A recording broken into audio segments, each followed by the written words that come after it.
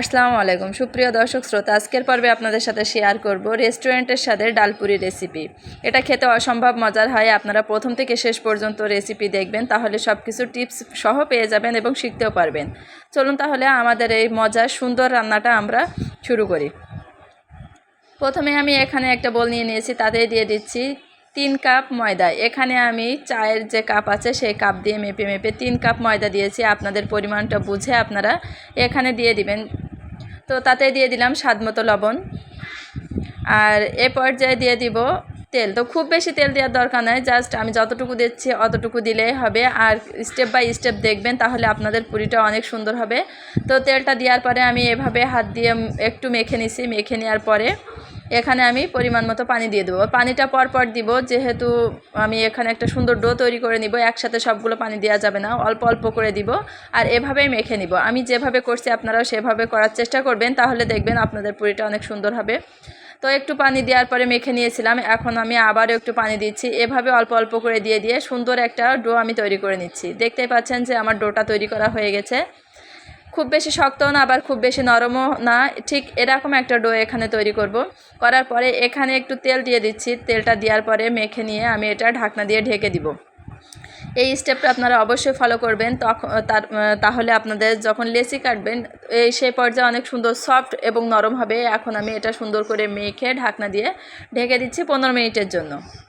এদিকে আমি পুরির যে পুরটা আছে সেটা তৈরি করে নিব। তো তার জন্য আমি এখানে 1 কাপ মুসুরির ডাল দিয়েছি পেঁয়াজ কুচি, রসুন কুচি আর কাঁচামরিচ কুচি, দিয়েছি স্বাদমতো লবণ আর আস্ত কাঁচা জিরা 1/2 টেবিল চামচ মতো স্বাদমতো লবণ দিয়ে দিলাম।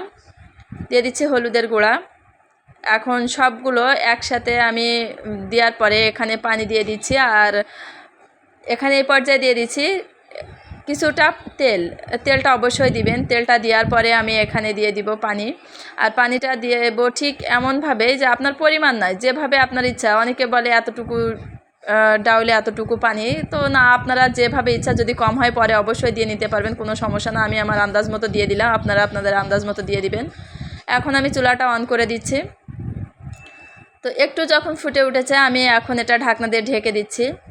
পানিটা শুকিয়ে যাওয়ার পরে আমি ঢাকনাটা খুলে নিয়েছি। তো দেখতে পাচ্ছেন কোন স্টেপে আছে, একেবারেই যে শুকনা শুকনা হয়েছে তা কিছু না, মাখো মাখো একটু পানি আছে। এই পর্যায়ে আমি ঢাকনাটা খুলে এভাবে নাড়াচাড়া করব। আর এভাবে নাড়াচাড়া করতে করতে এক সময় দেখব যে এটা সুন্দরভাবে শুকনা শুকনা হয়ে গেছে। আর অবশ্যই এভাবে নাড়াচাড়া করে এটা শুকিয়ে নিতে হবে, না হলে পুরির ভিতরে দিলে পুরটা নরম থাকলে তখন কিন্তু পুরিটা সুন্দর হবে না। এই জন্য আপনারা প্রত্যেকটা স্টেপ ফলো করবেন, প্রথম থেকে শেষ পর্যন্ত দেখবেন। যদি ভিডিওটি ভালো লাগে অবশ্যই লাইক করবেন, বন্ধুদের সাথে শেয়ার করবেন। যারা আমার চ্যানেলে নতুন এসেছেন প্লিজ আমার চ্যানেলটি সাবস্ক্রাইব করে রাখবেন, পাশে থাকা বেল বাটনটিতে একটা ক্লিক করবেন। তো দেখতে পাচ্ছেন আমি এভাবে নাড়াচাড়া করে নিচ্ছি, আর নিচে একটু লেগে গেছে। এই পর্যায়ে আমি এটা যখন উঠে যাচ্ছে তখন এটা আমি নামিয়ে নিচ্ছি। তো আমার এটা হয়ে গেছে। এখন আমি পুরিটা তৈরি করব, তার জন্য আমি অফ ক্যামেরায় এখানে লেচিটা কেটে নিয়েছিলাম। এখন দেখিয়ে দিচ্ছি, আমি এরকমভাবে লেচিগুলো কেটেছি, আপনাদের সাইজ মতো করে নেবেন। এখন আমি পুরির ভিতরে পুরটা দিব। তো দেখিয়ে দিচ্ছি আমি কিভাবে এটা করছি।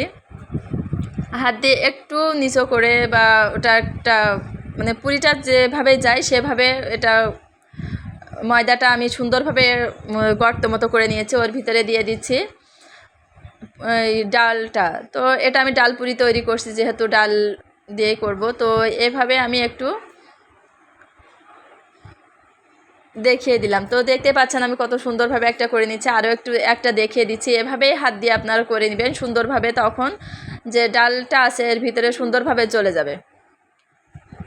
তো আমি আবার একটা এভাবে দিছি, চামচ দিয়ে এভাবে উঠিয়ে একটু হাত দিয়ে যে মোমো তৈরি করে যেভাবে, ওইভাবে দিলেই সুন্দরভাবে ওর ভিতরে চলে যাবে। আর অবশ্যই আপনারা এই স্টেপটা ফলো করবেন, এভাবে দিবেন, হাত দিয়ে একটু মুড়িয়ে দিবেন। আমি যেভাবে দিচ্ছি ঠিক এভাবেই দেওয়ার পরে এভাবে একটু চাপ দিবেন, দেওয়ার পরে রেখে দিব। ব্যাস, আমাদের এরপরে বেলতে কোনো সমস্যা নাই, একটুও বের হবে না। তো আমার সবগুলো তৈরি করা হয়ে গেছে। ওর ভিতরে পুরির ভিতরে আমি ডালটা দিয়ে দিয়েছি। এখন আমি একটু বেলে নিব, তার জন্য একটা রুটি বেলার যে পিঁড়ি আছে ওতে একটু তেল দিয়ে দিয়েছি। তারপরে এভাবেই আমি একটু একটু করে উল্টিয়ে পাল্টিয়ে বেলে নিব। আর আমি দেখিয়ে দিচ্ছি যে কিভাবে আমি উল্টিয়ে পাল্টিয়ে নিয়েছি, আপনারা এভাবে করবেন, না হলে নিচে লেগে যাবে। একটানায় যদি করতে চান তখন কিন্তু ডাউলটা বের হয়ে যাবে, ভাজতে গেলে ভালো হবে না, সবগুলো তেলের ভিতরে বের হয়ে আসবে। আমি আরও একটা দেখিয়ে দিচ্ছি। তো আবারও বলছি, আপনারা বাসায় অবশ্যই ট্রাই করবেন, কেমন হলো কমেন্ট বক্সে জানাবেন। আমার রেসিপিটা কেমন লাগলো আপনাদের কাছে অবশ্যই কমেন্ট বক্সে জানাবেন। যদি ভালো লাগে অবশ্যই লাইক করবেন, কমেন্ট করবেন, বন্ধুদের সাথে শেয়ার করবেন। তো দেখতে পাচ্ছেন যে আমি কত সুন্দরভাবে আলতোভাবে এটা নাড়িয়ে চাড়িয়ে ঘুরিয়ে ঘুরিয়ে এটা আমি বেলে নিয়েছি।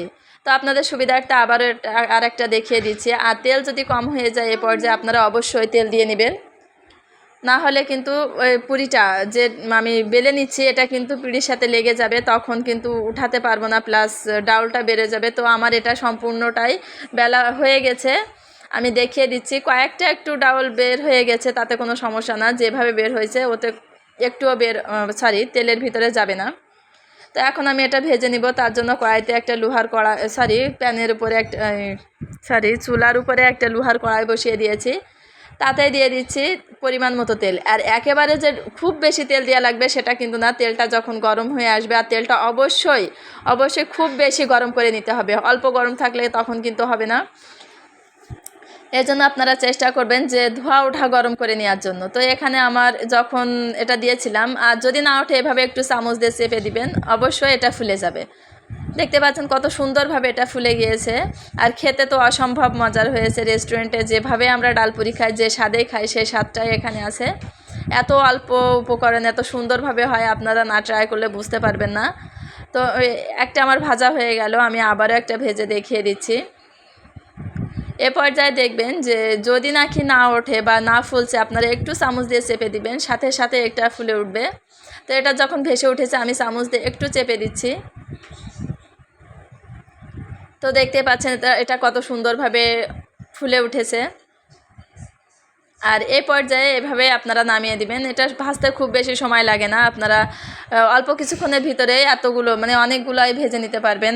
আমার এটা ভাজা হয়ে গেছে, এখন আমি একটু ভেঙে দেখাচ্ছি এটা কেমন হয়েছে। আশা করছি রেসিপিটি আপনাদের ভালো লেগেছে। যদি ভালো লাগে অবশ্যই লাইক করবেন। আজ এই পর্যন্ত, সবাই ভালো থাকবেন, আমার জন্য দোয়া করবেন, আমার ফ্যামিলির জন্য দোয়া করবেন, আমি আপনাদের সবার জন্য দোয়া করি।